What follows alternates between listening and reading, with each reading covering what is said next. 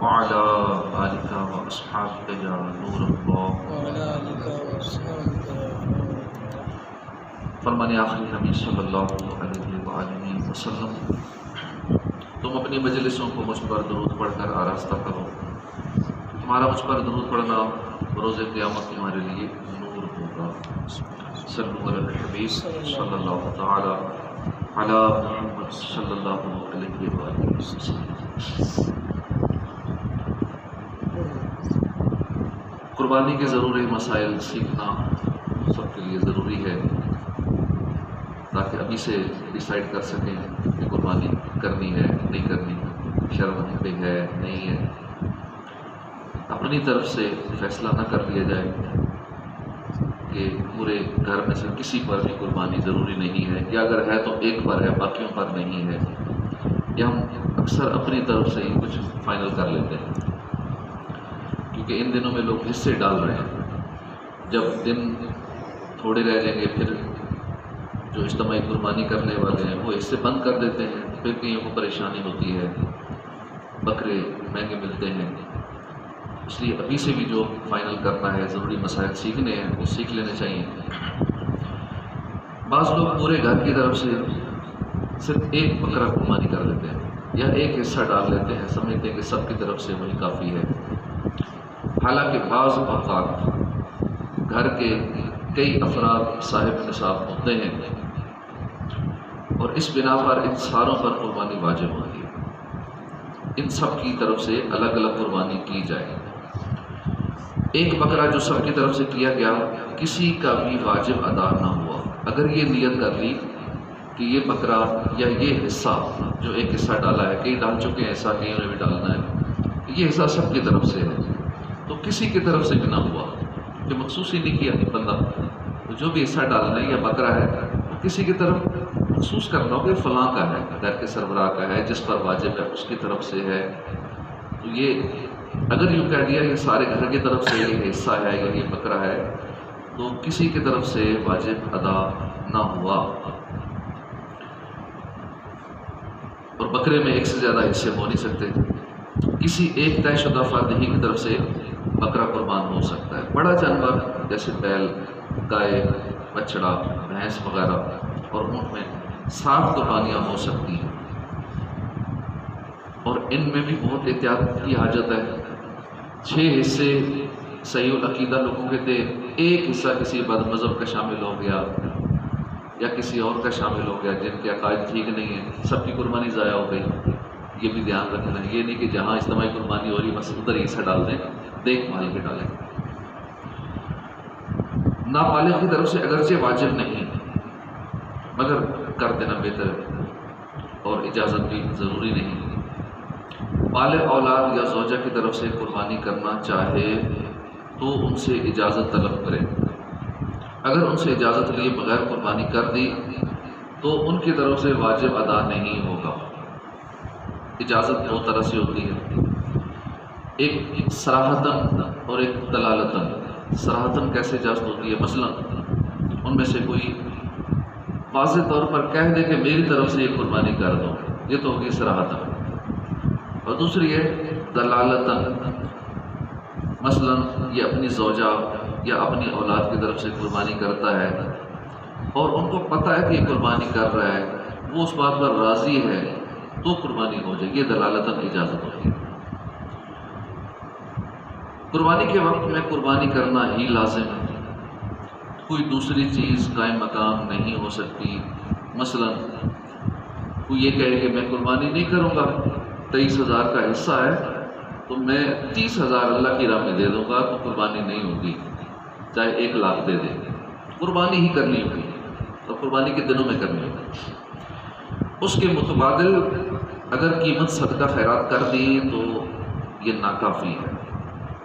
قربانی کا جانور بے عیب ہونا ضروری ہے.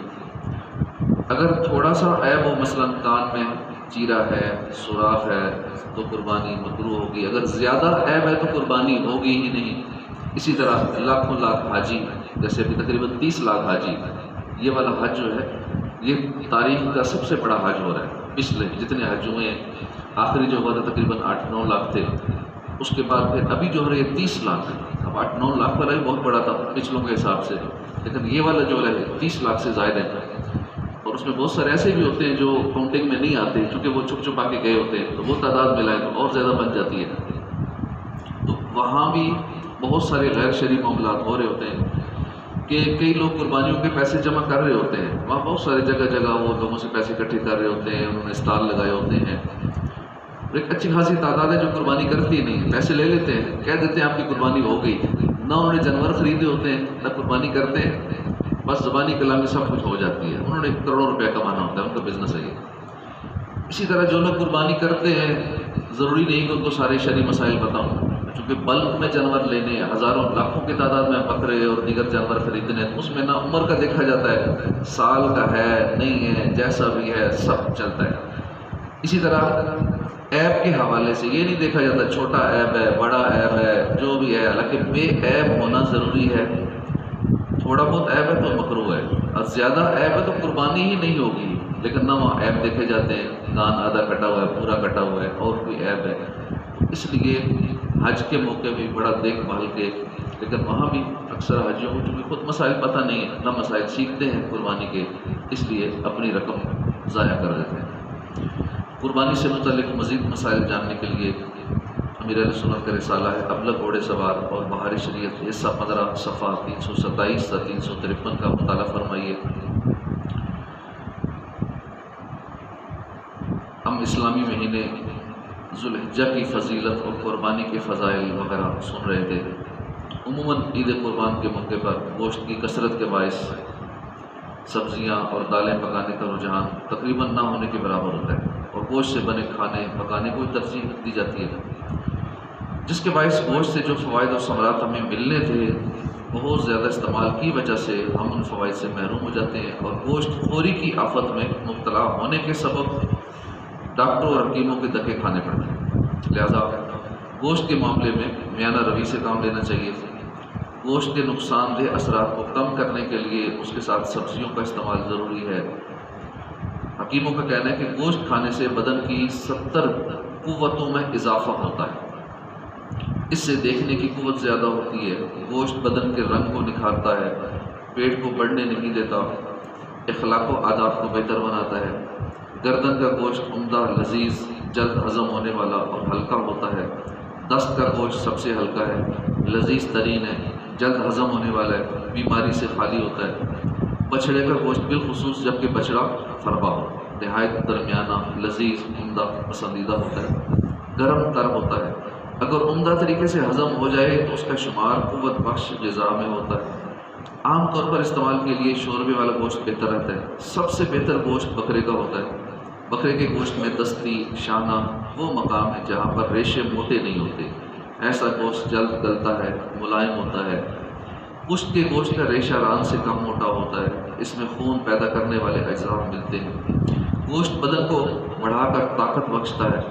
گوشت کے فوائد جانوروں کے حساب سے مختلف ہیں۔ بکری کا گوشت صاف خون پیدا کرتا ہے، گرم مزاجوں کے لیے مفید ہوتا ہے۔ تو کثرت سے جو گوشت کھاتے ہیں اس کے بھی نقصانات بھی ہیں۔ انسانی جسم کے لیے ہفتے میں 2-3 بار سے زیادہ گوشت کھانے کا استعمال نقصان دہ ہے۔ بڑے جانور کا گوشت زیادہ کھانا تو ایسی بات ہے جیسے آپ بیل مجھے مار، کیونکہ اس سے مسوڑے اور دانت خراب ہوتے ہیں۔ گوشت کی کثرت سے گردے میں یورک ایسڈ کی زیادتی ہو جاتی ہے، گردے اسے بآسانی خارج نہیں کرتے۔ گوشت کا زیادہ استعمال جگر کے لیے بھی نقصان دہ ہے۔ زیادہ مقدار میں گوشت کھانے سے کینسر کا امکان بڑھ جاتا ہے، لہذا عافیت اسی میں ہے کہ اپنی صحت کو غنیمت سمجھیے، اپنے آپ کو لذتوں، چٹخاروں اور تیل اور گھی میں تلی ہوئی چکناہٹ والی غذاؤں کا عادی نہ بنائیے۔